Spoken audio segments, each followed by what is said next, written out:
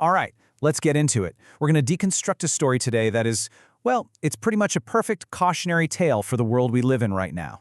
It's all about performance, what's real, what's fake, and what happens when those lines get really blurry, because there's always a camera on.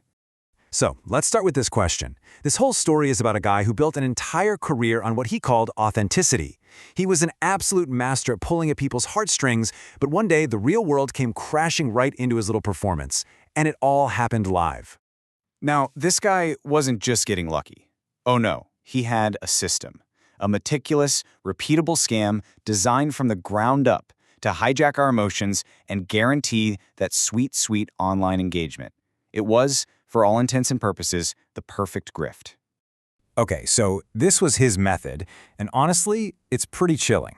First, he'd scout out people in parks. You know, the ones who are super attached to their pets. Then, he'd literally follow them home and just steal the pet. After that, he'd just wait for the lost pet posters to go up, and that's when he'd make his move, staging this heroic rescue and reunion, all for his live stream. And boy, did it work. His performances were always a massive hit. We're talking hundreds of thousands of people tuning in live to watch these tear-jerking reunions.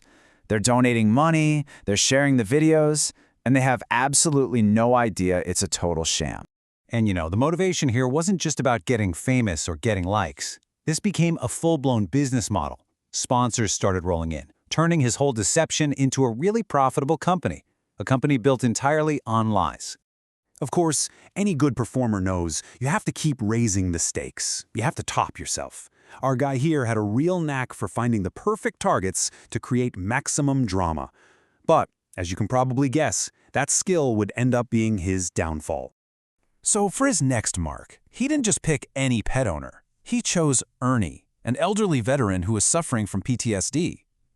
Just by picking someone so clearly vulnerable, he was deliberately cranking up the emotional stakes for what he planned to be his biggest performance ever. And this is absolutely crucial. This dog wasn't just a pet. For Ernie, this support dog was his only companion. It was his lifeline. So by steering this specific animal, our streamer wasn't just committing a simple theft, he was taking away a man's entire support system. Okay, so the stage is set.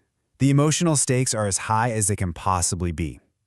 He announces the live stream, teasing this incredibly dramatic, heartwarming reunion. He was ready to perform for his thousands of viewers one last time. But right from the moment he walked through that door, something was clearly wrong.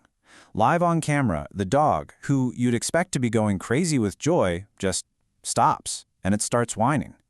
This was the first really unsettling sign that this reunion was going to be very, very different.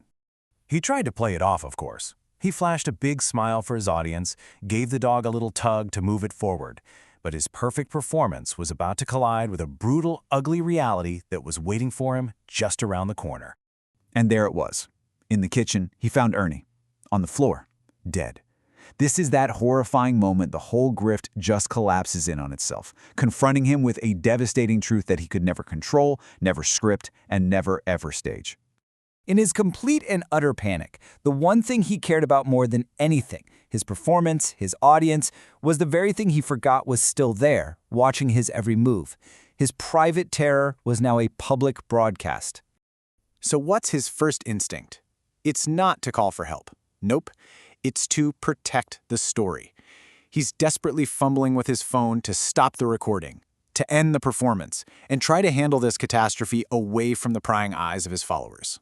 And this right here is just incredible. It shows you exactly where his head was at.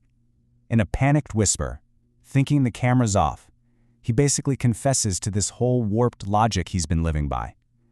See, in his mind, he wasn't a criminal causing real harm.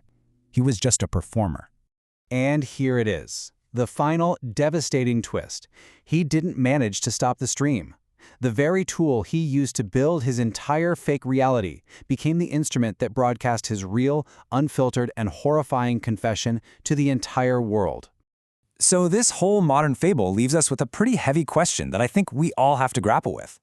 In an age where we're constantly broadcasting little pieces of our lives, where do we draw the line? Where does the person we perform for the camera end and the person we actually are begin?